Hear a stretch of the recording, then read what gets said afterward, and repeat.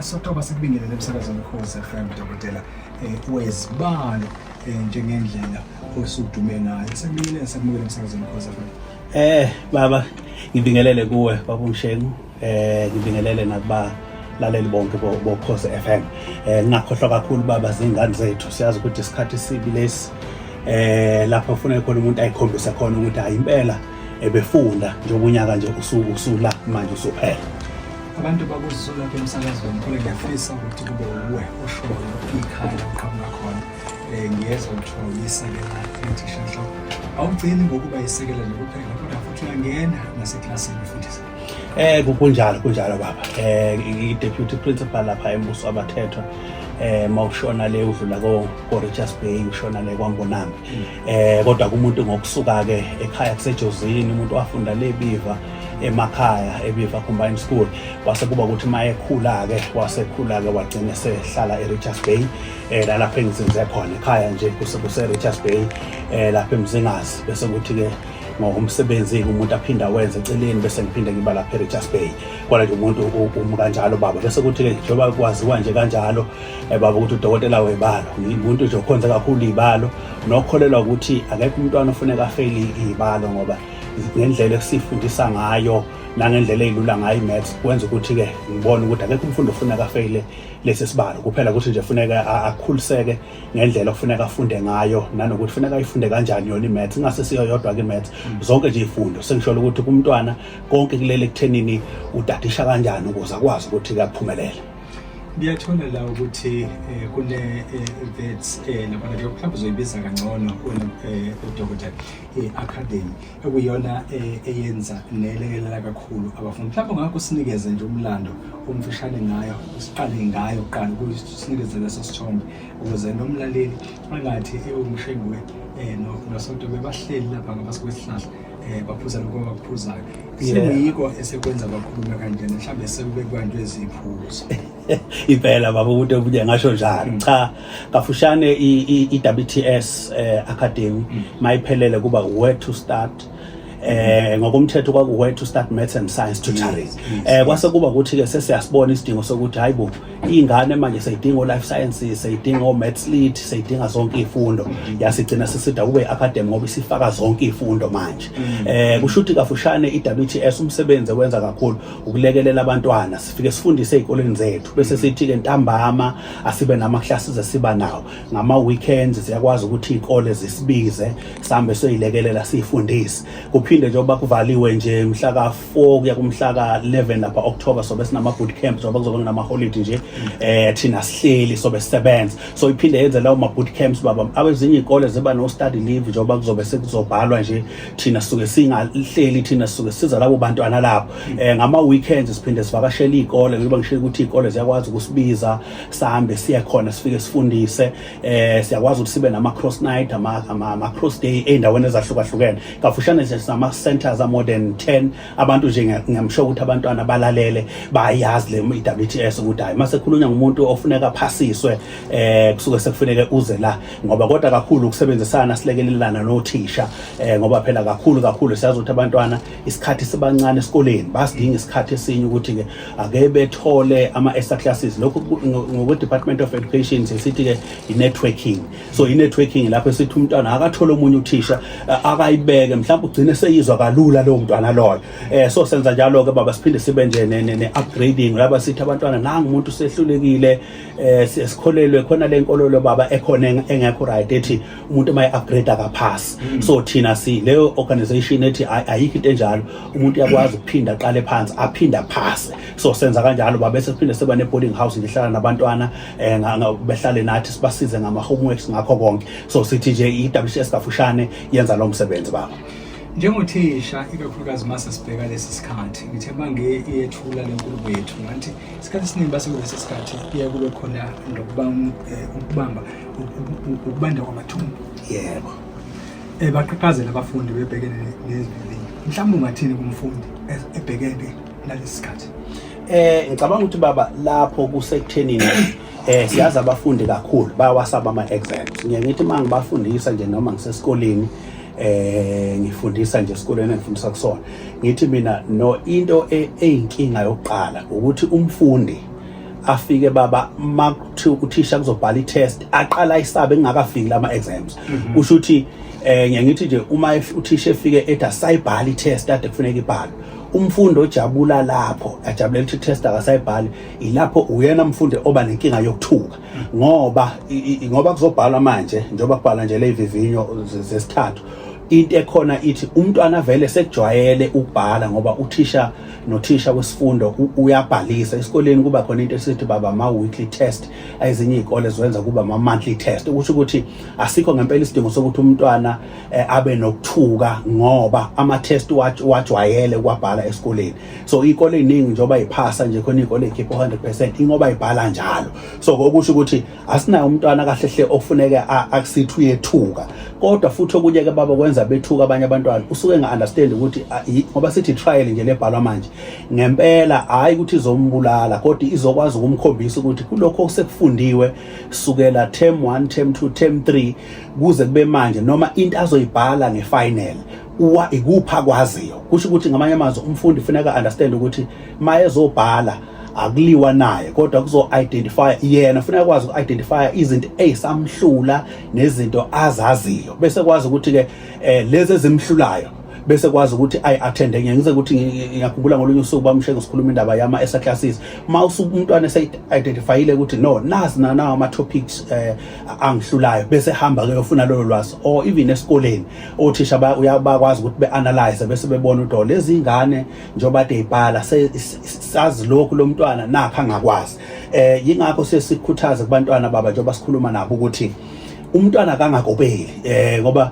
uma ugcina umntwana ekopela kugcina manje sithi asikwazi ukubona ukuthi yini ayaziyo yini angayazi so kubiza ukuthi umntwana ahambe nje ayobhala njengoba enjalo kodwa efundile ukuze azi ukuthi emva kwala vele masivula ukuvulwa izikole sesiyo-check i-feedback ukuthi-ke ishuthi njengoba ningakwazanga lokhu nalokhu sesirevayisisa u-1 no-2 no-3 so kama-testing noma besaba abantwana kodwa funeka umntwana understand ukuthi i-test ukuthi abone ukuthi wazi ini yini angayazi funeka alungise ini ukuze akwazi ukuthi kwi-final exam akwazi ukubhala into eqondile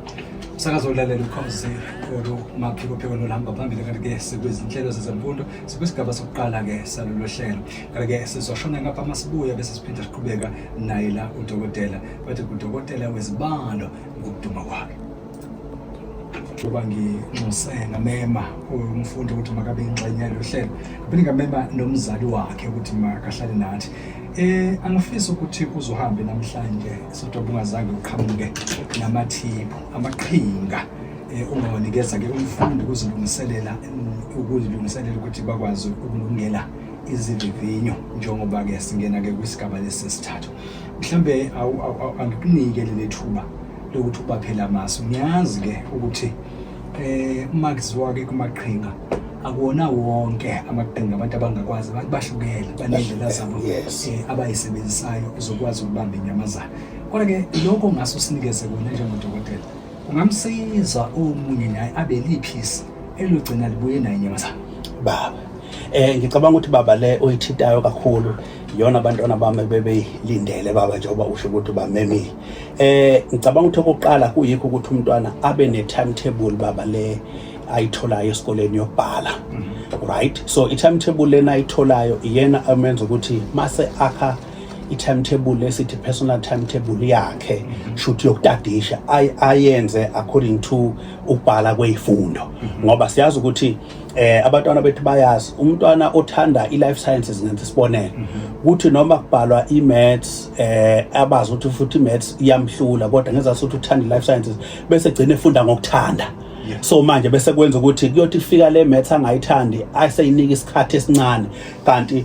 mangabe umntwana ene timetable uyakwazi ukuthi ahlele afunde according to ama exams asuke ezowabhala so ke baba okokuqala yilokho bese sithi umntwana mayidadisha okwesibili ukuthi akabe nesikhathi abanaso ukuthi ngalesikhathi ngoba according to timetable ngalesikhathi ngiyafunda ngisuka la kugcine la mhlawumbe mangithi uthatha 2 hours bese kuba ne break ngoba ibalekile baba ukuthi umntwana mayefunda abe nayi break sesisho njalo ukuthi umuntu akangagcina afunde kakhulu kuze kweqa akabe ne break akwazi ukwehlisa kahle into yakade ifunda akwazi ukuyibuyekeza sehlele ngiyakhumbula nje ngekhathi zethu baba thina sasethi masifunda ukuthi masuqedile ususuka etafuleni bese ulala nje ubheka phezulu bese ucimeza uyikhulume zonke lezi zinto lezi okade uyifunda bese uyabuyela uyotadisha ukuthi uphumula kancane okunye baba kuye kubaleka kakhulu umntwana mangabe efunda ukuthi akayikhethi environment afunda kuyona khona ukuthi ngeke ukwazi ukufunda e-sitting room kunabantwana abancane kuyadlalwa la kufanele umuntu abe nendawo e-right ekwazi ukuthi akeze ukuphazamiseka maye kuyona bese kwazi ukuthi afunde sesithi abantu bahlukene baba khona umuntu okwazi ukufunda ifoni ikhona khona okwazi ukufunda ifoni ingekho so umuntu ufanele azazi yena ukuthi ukwazi ukutadisha kanjani kodwa ma uvela uphethe ifoni akube ukuthi ifoni ik-silence ngenkathi ufunda uyakwazi ukuthatha ifoni uyibeke eceleni ufocus ekufundeni bese ke ngiyathi mina ngekhathi zami ngisafunda ngangithi ifoni yayingithi mase ngikhathele bese ngithi ukucheck ngiphinde ngiyibeke lapha kodwa kube ukuthi kufana nokuthi ivaliwe mic silence shothi ayizokungiphazamisa yime ngiya kuyona ngoba ngenzela ukurefresha ngayo futhi kulesikhathi samanje ke phela iqiniso lithi izinto eziningi sezikhona la emafonini njengami nje mangenza isibonelo mina nje sifunda kanjalo baba abantwana bethu sibasendela zonke izinto emagroupini bekwazi ukuthi befunde khona so ke ifoni iyasebenza kuphela ukuthi umuntu kufanele noma engayiswitcha off idata ukuze ngeze ukungena izinto eziningi kodwa yena kube ukuthi na kanjani uyakwazi ukuthi ke afocus angaphazanyiswa ifoni bese kuba ukuthi ke into esiyenzeke mangabe ufunda kuba ukuthi ngiyathi kumntwana akathi mayefunda abe namanothi awenzayo kusho ukuthi mawufunda into ngenze isibonelo into edinga ukuthi umuntu elokho discuss akabe ne notebook yakhe lapha kwazi khona ukuthi athashaphe abhale izinto ezokwazi ukuthi eshesha ayikhumbule ngoba ukwazi ukufunda like ama pages noma ngithi incwadi enkulu kodwa kubiza ukuthi ube nama keynotes obonayo ukuthi lana balekile ukuze ukwazi ukuthi noma usuphinda leyo nto usuyazi ukuthi sengifocusa kulama note kuphela kanjalo nakuyi maths ukwazi ukubhala ama skills owadingayo ukuthi makune fraction ngenza kanje mangekho fraction makunje mathiwa correct in 2 decimal places ngenza kanje so ke lezo zinto lezo izona ezimenza ukuthi umntwana akwazi ukuthi ke kube lula ukuphasa kwakhe bese ke baba singayishilo ukuthi akakwazi ungabasebenzisa ama past papers ngoba ama past papers amnika ipattern amnika isequence ukuthi amaphepha abuzwa kanje ukuze kuzobalula kuyena ngiyathi mina umntwana ufuna akwazi ukuxoxa nje ingekho question paper athi question 1 khona 1 no 2 no 3 question 3 question 2 khona 1 no 2 no 3 ngoba seyijwayele lento ukuyibona emaphepheni kodwa into esesiqaphelise ukuthi umuntu engathi mayisebenzisa amaphepha afunde iphepha ngathi kuzophuma lona aka-check ama skills ukuthi kulama key ebengiwabhala keynotes ngiyakwazi ukuthi mangisebenzise wona mangithatha noma ngabe yiliphi iphepha ngoba iqiniso lithi umntwana ngeke akwazi baba ukwaqeda onke amaphepha akabakhona so ke kusho ukuthi uzokwazi kuphela ukwenza layo maphepha few so akakwazi ukufunda ngawo amaphepha kodwa akafunde ngento ayifundiswa uthisha nama note anawo bese kwazi ukuthi athathe any paper ezokwazi ukucheck ukuthi lama skills asewafundile ayakwazi ukuthi amlekelele into kubaba ufisa futhi ukuyigcizezela ilena ethi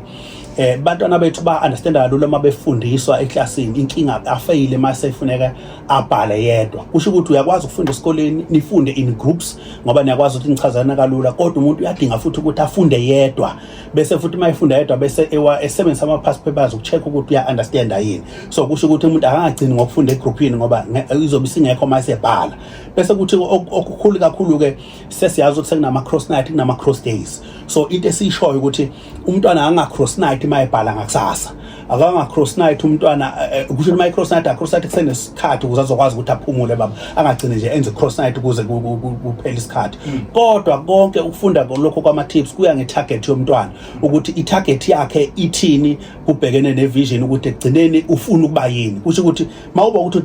utarget level 7 ngenza isibonelo kusho ukuthi awuzokulala kufuneka indlela ofunda ngayo ikhombisa ukuthi wena itarget yakho lo subject ufuna ukuthola bani so ilokho babe sesicizele nje kakhulu ukuthi abantwana abantwana bethu abathi amaphepha amabosebenzise ngafunda umntwana iphepha ngathi kuzophuma lona akayinike futhi isikhathi sokuphumula athi noma ayifunda in groups aphinda sithola isikhathi sokuthi afunde yedwa abe nesikhathi esanele sokulala bese ukuthi mayifunda asebenzisa ama keynotes ukuze ezokwazi ukuthi kuzobalula mayiqhubeka so yilezo zinto babesisho kwa mathematics kakhulu kulula kakhulu kakhona ukwazi ukuthi ke kulama steps imapha ama steps noma sesingeke ukuthi mina ama skills ukuthi makunje wenza nje makunje wenza nje i-question paper ingekho abantwana mabengenza njalo baba ngeke beyisole. Ngiyafisa ukuthi sesengasemaphethelweni ngoba bakhona abafundi abangekho kumatikuletsheni sinako vele somphakathi lento yokugxila kakhulu kulabo abakumatikuletsheni bese kuba ngathi laba abanye abangweza amatikuletsheni ngathi abazobhala iliphi unganikeza nabo laba abangekho kumatikuletsheni ngoba lento yokusebenzisa amaphepha previous sikhuluma kakhulu laba abakumatikuletsheni laba abanye abangawenzi sithini kubo bayasebenzisa amaphepha lawa asebeke bawasebenzisa esikhathini esiphambili noma ikhona indlela ehlukile yabo yokuzilungiselela ukubhala ngoba nabo phela bangabafundi futhi nabo sifuna bephasile bafike ku-matric. Baba ngicabanga ukuthi namandla kakhulu beshoyo ugrade 9 udinga ukuthi uphase kahle ukuze uzokwazi umuntu ukuthi uyakusiphi stream usho ukuthi yakwa maths noma yakwa maths lit ugrade 11 uapply ngawo lama result azowathola manje njengoba makuphela lo nyaka kodwa kafishane nje kuphendula umbuzo bayawadinga amaphepha and into emnandi i-Department of Education ine website inawo amaphepha eminyaka yonke and ke ziningi inkampani sezikhona othi mawungena nje ngisho ungabhala nje ukuthi grade 11 pass papers ungena la ku Google uthola inqwaba so kusho ukuthi ke baba akhona lamaphepha and into sesi advisor kakhulu nakubona abantwana ukuthi bengakhohlwa ukusebenzisa nalana amaphepha kwamanye ama provinces ngoba akhona ngisho ngoba sisho thina sino WhatsApp group sinabo bonke abantwana ko bonke ama provinces so amaphepha ayashare lapha yana so kabawasebenzise nawo njengoba enjalo azokwazi ukuthi abalekelele kodwa bengakhohlwa ukuthi abayifundi iphepha ngathi umuntu uyaliclaim kuzophuma lona ucheck ama skills so kusho ukuthi abantwana nabo laba bonke ama grade abawasebenzisa amaphepha akhona ngisho ku internet nathi njengoba sinawo nje thina ngoba sinama WhatsApp groups nje amaningi siyakwazi ukuthi share amaphepha khona so abantu abangahlali bengadadishi baba kulolu kuphasa manje yonke into isitholakala ku internet. Dokotela asiye ngasegoqeni okungasishiya nalo namhlanje ulishiye nomfundi ulishiye nomzali ekhaya elihamba lelizwi libe inkuthazo kubo. Baba ngicathe libaleka nje ukudlula konke ukuthi abantwana bethu abangagive up ngiyabona umntwana othi noma nabazali kuhlangene nabo ukuthi umntwana uyakwazi ukufeyila term 1 term 2 term 3 kodwa term 4 apass ngeza sokuthi kuno CAS owu25 kuno 75 awubhalelayo kusho ukuthi umntwana namanje akakwazi ukulahla kunoma uphosa ethawula usengaphasa